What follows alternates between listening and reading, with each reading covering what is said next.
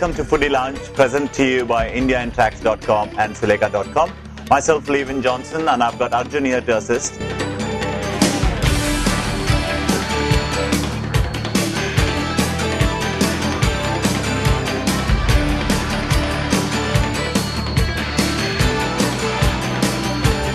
Today we got Malabar Parathas as a recipe today, and this comes from Kerala. So I'm going to quickly run through the ingredients before we set off. We got flour here, 100 grams, that's what you need for a portion. 20 ml of milk, 40 ml of water, 15 grams of salt, 15 grams of sugar, 30 ml of oil. Now Arjun is going to mix the flour here. What you got to do now is just make a real nice well in the middle, and you add in the salt and then the sugar. The milk goes in first and the water. Don't really have to pour all the water as to the recipe, you can hold it back and then adjust accordingly.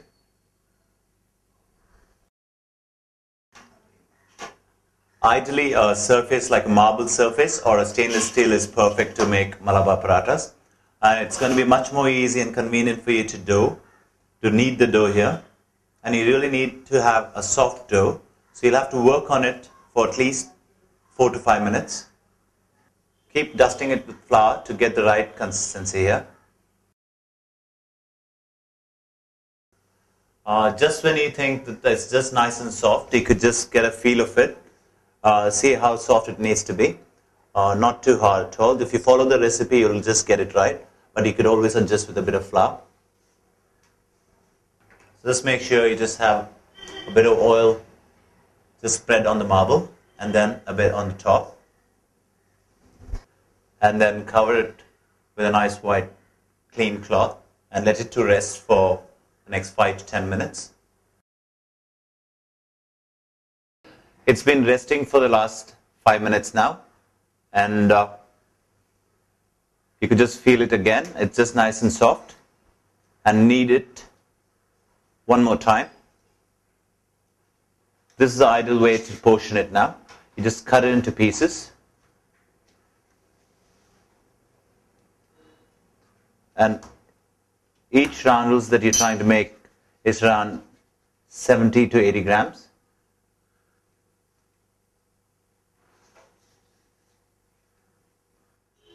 The recipe provided is just for 1 paratha, so if you do want for 4 portions, then you just have to multiply it by 4.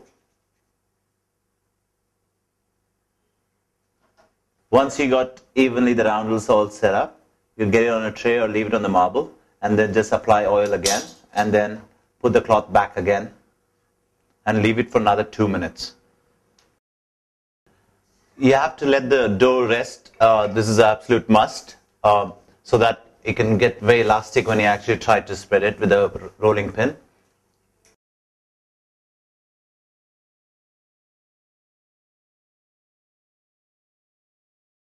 When all that's been flattened with the rolling pin, you put the cloth back again. The reason why we put the cloth back and also to cover with oil is just to make sure it doesn't get any crust on top. And then at this stage, you'll have to leave it for another 5 minutes. It's been resting for the last 5 minutes now.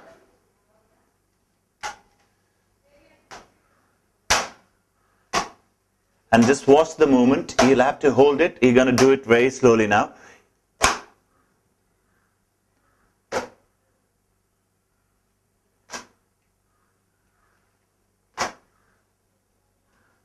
And that's why we need to rest it at every stage to make sure it's nice and thin when you try to spread it. You don't use a rolling pin.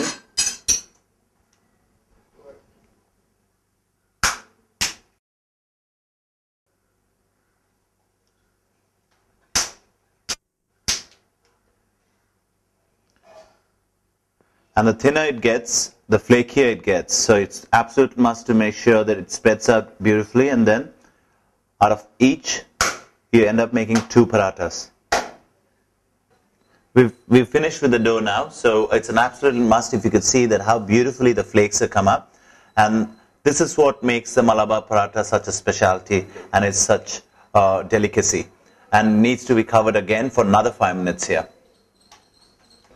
It's been resting for 5 minutes now. Now it's ready to be rolled. First you'll have to tap it a little bit to make it flat. keep applying oil at every stage. Make sure when you roll it doesn't get folded or anything.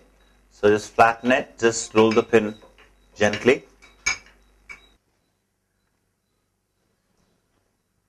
Get the tawa hot. Just when it starts to steam, you could see the steam, then get in a bit of oil.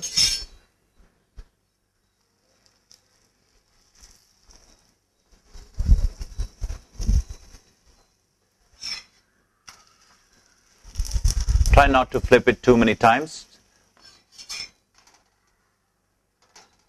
On a slow fire, when you actually get a nice golden edge and it starts to get crispy, and you could actually see the flakes right in here, and that's when it's ready to come off the tawa.